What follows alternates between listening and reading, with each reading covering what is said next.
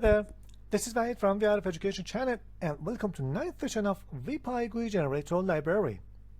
If you are new to this library, I should tell you that I created this library to help other developers create GUI for their application with just one line of code.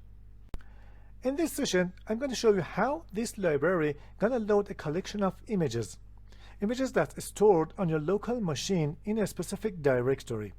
So it contains a scroll area that you can scroll over the images. So if there are lots of images inside one directory, you can load them all and scroll over them.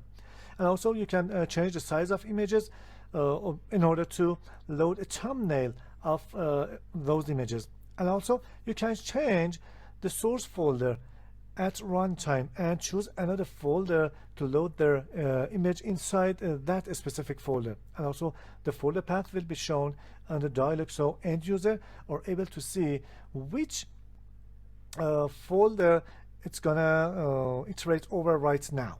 So let's go to VS Code and see how this new widget works. Okay, let's see how VPYGuiGenerator gonna help us to load a collection of images in our dialog. If you are new to VPYGuiGenerator, I strongly recommend to go and watch the previous sessions and then continue on this one. This library gonna help us to create GUI for Python classes or Python application with just one line of code, and that line of code is this one. We create an instance of a class and pass that object to create GUI method. As a result, we have a dialog, and then we can call the show method of that dialog. And also this library supports two-way binding. It means that if I change something in a dialog, the change will be applied to the field inside this created object. So here I created a private field inside person class, as we did in previous sessions also, and I mentioned a path to a folder in my local machine.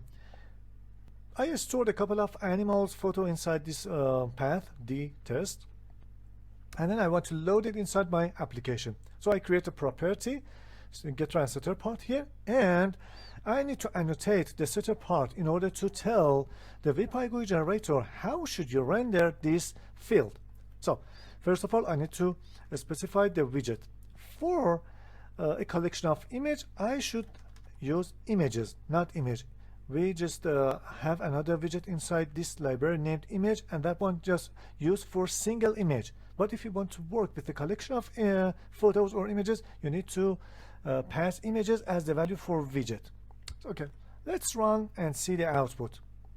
So a dialog created, and here if I just grow the dialog a little bit, you can see I have a scroll area here that contains all those animals photos. And because I didn't specify any size, by default labels that used to load these images has the size of 640 by 480. And we have the path to that folder at the bottom of this scroll area. So, and also you can change the folder and update the images for new folder dynamically, and I will show it to you very soon. So first let's specify a size for our widget itself, not the photos. For this purpose I'm going to use minimum size, and then for the value I need to pass a list of integer size. For example, I used to 600 by 300. And also we talked about this type of initialization for minimum size property in previous sessions. Now let's run the application. Here we have this window. This time the widget itself, the scroll area, has the size of 600 by 300. But again, we have large images. Now let's change the size of images. For this purpose, you just need to pass this option inside your annotation, photo size, and this time again we need to specify the size inside a list. I'm just going to use 200 by 200. Don't forget to put semicolon between the values, not comma.